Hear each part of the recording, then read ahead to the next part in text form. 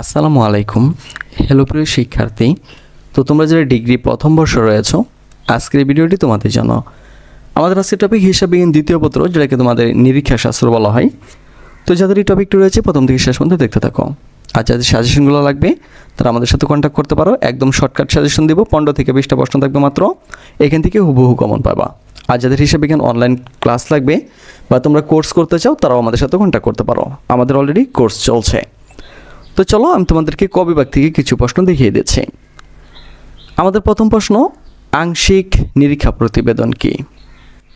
উত্তরটা হচ্ছে, সম্পূর্ণ হিসাবের পরিবর্তে যখন কোনো প্রতিষ্ঠানের হিসাবের একটি নির্দিষ্ট অংশ বা বিশেষ কোনো খাতের উপর নিরীক্ষা কাজ পরিচালনা করে যে প্রতিবেদন প্রকাশ করা হয় তাকে আংশিক নিরীক্ষা প্রতিবেদন বলা হয়।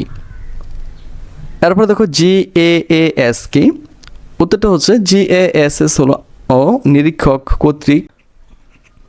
তো আমাদের ফেসবুক গ্রুপ হচ্ছে যেটা BD study apps by Abdullah, আর আমাদের ফেসবুক পেজ হচ্ছে যেটা বিডি স্টাডি অ্যাপস। তো তুমি চাইলে এগুলোতে অ্যাড হয়ে যেতে পারো। তো অ্যাড হলে আমাদের সম্পর্কে অনেক কিছু জানতে পারবা।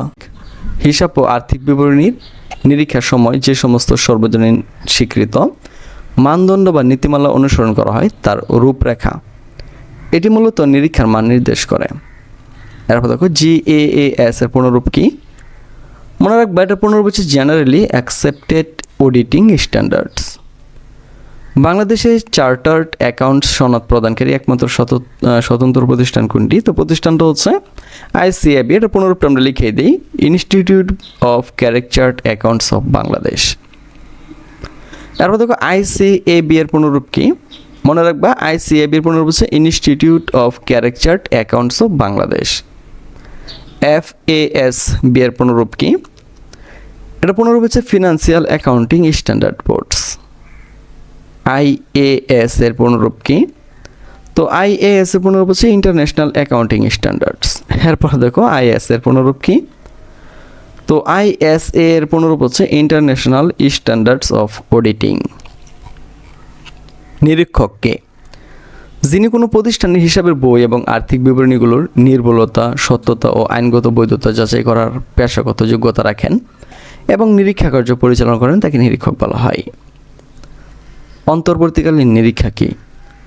দুটি বার্ষিক নিরীক্ষার মধ্যবর্তী সময়ে, যেমন ষান্মাসিক বা ত্রৈমাসিক ভিত্তিতে হিসাবকালের সঠিকতা যাচাই করার জন্য যে নিরীক্ষা পরিচালনা করা হয় তাকে অন্তর্বর্তীকালীন নিরীক্ষা বলে। এরপর দেখো বিধিবদ্ধ নিরীক্ষককে। এটা হইতেছে আইন বা বিধির তোমার হইতেছে বিধির বিধান অনুযায়ী, যেমন কোম্পানির আইন অনুযায়ী শেয়ার হোল্ডারদের স্বার্থ রক্ষার জন্য বা সুরক্ষার জন্য যে যোগ্য নিরীক্ষককে আনুষ্ঠানিকভাবে নিয়োগ দেওয়া হয় তাকে বিধিবদ্ধ নিরীক্ষা বা নিরীক্ষক বলে। ধারাবাহিক নিরীক্ষা বলতে কি বোঝো? যে নিরীক্ষায় নিরীক্ষক সারা বছর ধরে কিংবা নির্দিষ্ট সময় পর পর নিয়মিত ও বিরতিহীনভাবে প্রতিষ্ঠানের হিসাব পরীক্ষা করেন তাকে ধারাবাহিক নিরীক্ষা বলে। এরপর দেখো সরকারি নিরীক্ষা কি? উত্তরটা হচ্ছে সরকারি বা আধা সরকারি প্রতিষ্ঠানের আয় ব্যয় এবং তহবিল সদ্ব্যবহারের আইনগত বৈধতা ও সঠিকতা যাচাই করার জন্য সরকারিভাবে যে নিরীক্ষা পরিচালনা করা হয় তাকে সরকারি নিরীক্ষা বলে। পেশাগত নৈতিকতা কি?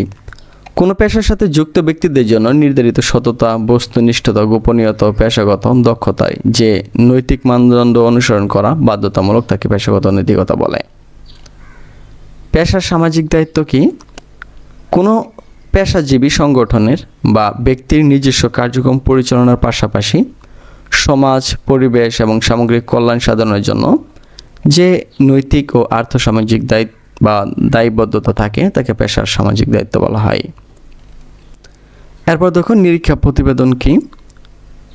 নিরীক্ষা কাজ সমাপ্ত করার পর নিরীক্ষক প্রতিষ্ঠানের আর্থিক অবস্থার উপর যে আনুষ্ঠানিক মতামত বা প্রতিবেদন প্রকাশ করেন তাকে নিরীক্ষা প্রতিবেদন বলা হয়।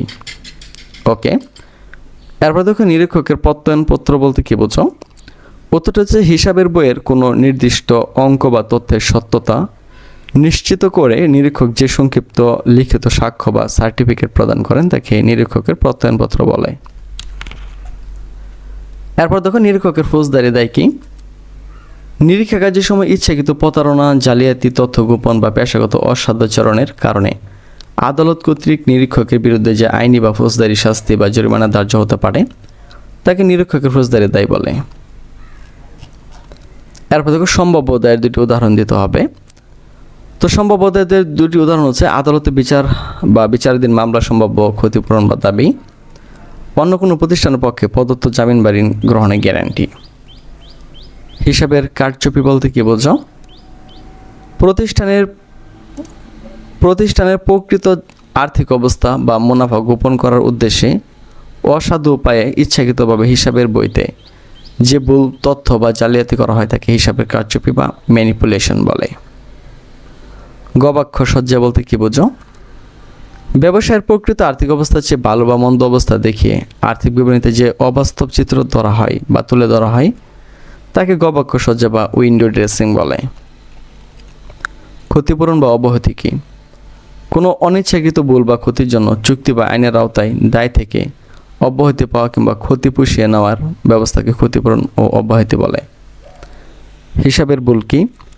অসাবধানতা, অজ্ঞতা বা অনিচ্ছাকৃতভাবে হিসাব লেখার সময় যে সমস্ত গাণিতিক বা লেখার ত্রুটি সংঘটিত হয় তাকে হিসাবের ভুল বলে। নিরীক্ষা সাক্ষ্য প্রমাণ বলতে কী বোঝো? উত্তরটা হচ্ছে হিসাবের তথ্যের সত্যতা যাচাই করার জন্য নিরীক্ষক যে সমস্ত বাহ্যিক ও অভ্যন্তরীণ দলিলপত্র, ভাউচার, মৌখিক ও লিখিত প্রমাণ সংগ্রহ করেন সেগুলোকে নিরীক্ষা সাক্ষ্য প্রমাণ বলে। নমুনা পরীক্ষা কি? সম্পূর্ণ লেনদেন বা হিসাব পরীক্ষা না করে পরিসংখ্যানগত বা পেশাগত বিচক্ষণতার ভিত্তিতে মোট লেনদেনের মধ্য থেকে কিছু অংশ বা নমুনা বেছে নিয়ে তা পরীক্ষা করার পদ্ধতিকে নমুনা পরীক্ষা বলে। ভাউচার কি? লেনদেনের সত্যতা ও বৈধতা প্রমাণ করার জন্য ব্যবহৃত লিখিত দলিল, ক্যাশ মেমো, ক্যাশ রসিদ, চালান বা বিলকে ভাউচার বলে। ভাউচিং বলতে কি বোঝায়?